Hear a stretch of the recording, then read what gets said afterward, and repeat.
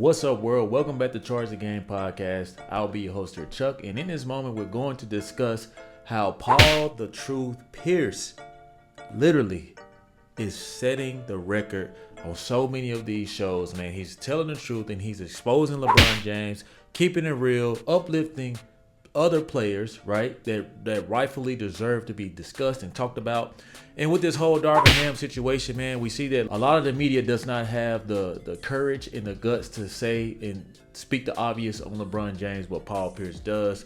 And this has been a snowball effect. And I do think that it started with this guy we're discussing now, Paul Pierce. So let's get into this video. But first, I need you guys to do me a huge favor. Hit that like button, keep your boy in these algorithms, and also subscribe to the YouTube channel for future content. Thank you so much for the love and support. Back to the video. Anytime you step into coaching LeBron, it's the least stable job there is in the game of basketball. It's the least stable job. I mean, this is going to be a sport coach in, 6 years now coming up? Just as quick as he just speaks, he's just being honest. He's just being real. He's not playing size. Yes, we know that this guy rocks the Celtics green and he may not like the Knicks or the Lakers. But, you know, he does keep it honest. You know, it's a fair assessment, and this is the least favorite job right now. LeBron James has become so much of a problem. You know, and coaches see what all these other coaches are getting into. We see Luke Walton, we see Frank Vogel, now we see Darvin Ham. At the end of the day, you have to sign up to be a puppet. Honestly, you just do. Like, you have to sign up to be controlled. And I believe that most coaches who know what they're doing, they want to have say-so, right? You're going to have to get one of these coaches that does not care about LeBron James' ego and what he's done for the game. You have to check LeBron James. And I think that if you find that it will be success because the teammates will respond to that. Ninth coach in 21 years. That's a long time. Yeah, but look how many head coaching turnovers he's had. Like, probably more than anybody in NBA history. Really? And it goes to what I'm saying, it's the least stable job. Right. I don't see nobody running to take this job, at least somebody who's respected in the coaching game. Exactly. So that's why we're hearing names like JJ Redick, a guy who they draw plays on their podcast together. To piggyback off of that, I did drop a JJ Redick video. And, that brings excitement to LeBron James, right? It's kind of like what Mike McCarthy did to the Dallas Cowboys. Like, in the moment, you're getting excited because you're like, oh, my goodness, this guy, he locked himself away. He says that he studied all of our film. And, we're having beer and nachos on my yacht, Jerry Jones' yacht. And he got the job, right? So the same thing could be happening for JJ Redick. You know what I'm saying? Like, the same thing could be true. You know what I'm saying? Maybe he just can gas LeBron up enough to make LeBron believe, oh my goodness, me and you are speaking the same language. You need to be the coach. But that's the key word. You. He says me and you, not we and you. LeBron James is a me person, so him and JJ Redick vibing doesn't mean that the rest of the teammate is going to respond the same way that LeBron James is doing. And that is where the problem lies, because the team has to buy in. You can't just buy in off of one person. Yes, the team may follow LeBron James, who I think needs to take a back seat at this point of his career. But when you want to control everything, you want all the success. Success is a high. Like, you know what I'm saying? Like, fame is a high, and it's very hard to let that go. It's very hard for you to take a back seat because you're so used to being the man, but you have to if you want to win. I was just a test to see him, what JJ thought of the plays that LeBron had. But I really can't think of anybody who would even want this, because you're looking at a short stretch. Right. And I'll say like 3 years maximum with LeBron. Who's going to be the puppet this time? It's a puppet job. Well, I just tell you guys, man, it's a puppet job, man, and he's the puppet master, a senior puppet master. I mean, this dude wants to control. If you challenge LeBron James, think about it, guys. The one time LeBron James got challenged was with Eric Spo and Pat Riley. And we saw how Pat Riley talks. You know that the Heat culture is no joke. We see that Pat Riley had come out and talked about his own superstar, Jimmy Butler, who is like an all-star to me. But, that was the last time LeBron James was challenged. So he threw a fit with Darvin Ham. The one time Darvin Ham stood his ground, apparently, LeBron James is so used to having his way, he literally jumped up and down like a 3-year-old kid who could not get his or her candy in the candy store. I mean, that goes to show you that a lot of the resentment was already being built up, you know what I'm saying, towards Darvin Ham.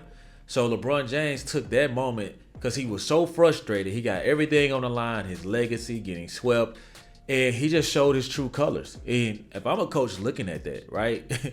If I'm Mike Malone, I'm just laughing on the inside because I already know I got this guy. But if I'm another coach without a job looking to get, you know, a role somewhere or coach a team somewhere, it would not be LeBron James. It would not be the Lakers. Unless I'm the type of coach that will come in and be ready to punch LeBron James in his mouth. Like in his mouth, like in his shit. Like that's the type of coach I would have to be. But hey, I would be out of a job. And most coaches know that. So LeBron James has to understand, man, that, bro, the league is getting younger, faster. Everything can't go your way, man. He needs an ego check out of this world. He needs to be checked by the organization. He needs to be checked by a coach because at the end of the day, y'all have nothing to lose. LeBron James wants to be a Los Angeles Lakers. He does not want to be anywhere else. So this imaginary leverage that he's creating, it doesn't hold weight to me. I think that you need to stand your ground. You know that this guy really wants to be there, and he may have you guys thinking that he doesn't.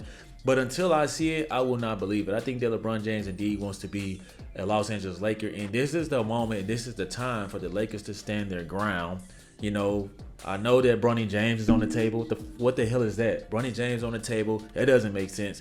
And then you got all this other stuff, man. Like, I just feel like you get the best out of the players when LeBron James is off of the court because they feel more freedom. They feel more excitement. Everybody's touching the ball. With LeBron James, he's handling the ball.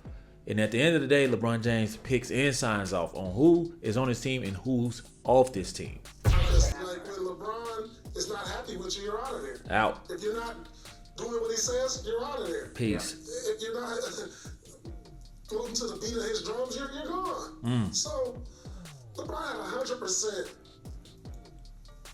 He was 100% responsible for this firing. I'm sure maybe he didn't go up there to Rapalina, but he told Rich Paul that, hey, this ain't working. Guys, it's why I love Paul Pierce. Because watch how he hesitates because he knows that this is just about to be the point blank truth. But watch how he hesitates when he says this. He was 100% responsible for this firing. You just gotta respect that. Like honestly, how hard is that? Media, how hard is that to just tell the truth? All these people who are afraid that they won't get invited into a clutch party. I mean, like, you're afraid to tell the truth because of your relationship with him. Well, that isn't a real friend. Okay, if you can't go on live TV and do your job, that's why it pays to be a one-man band, and it pays to be a man with your own opinion because you cannot be controlled. See, LeBron James has so many friends and allies that he's in business with, or, oh, you know, if you talk about this, then, you know, you get to come to the clutch party, the annual clutch party every year. No, there's more to life than appeasing to one person who is not a god nor your god. And I think that Paul Pierce just sets the tone continuously, man. Like, I mean, this guy is huge for Undisputed. Literally saved the show. Skip Bayless, Paul Pierce saved your show. And with takes like this is why you see, and I promise you guys, go and watch the video. I put it in the comment section. I made a video about how, Paul Pierce doing this was going to start to be replicated. It was going to be the process. And a lot of people are going to start to do things this way. They're going to start to keep it real. They're going to start to be very, very honest. So that's all I have for you guys on this take, man. Paul Pierce is nothing short of a sensation for this show, and he's just keeping it real. LeBron James got Darvin Ham out of there, and so will the next coach. I'm going to take the organization for their coach to believe that their job is safe. And if I'm a coach coming into this situation, it's going to be in writing. It's going to be in my contract that it's damn near like a no trade clause. I mean, I got to do something terribly bad to get fired coaching LeBron James, okay? Especially if I'm getting them to the playoffs consistently.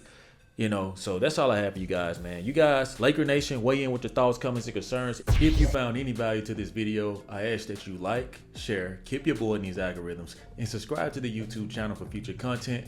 Thank you so much for the love and support. Like always, let me know how you charge the game. Peace.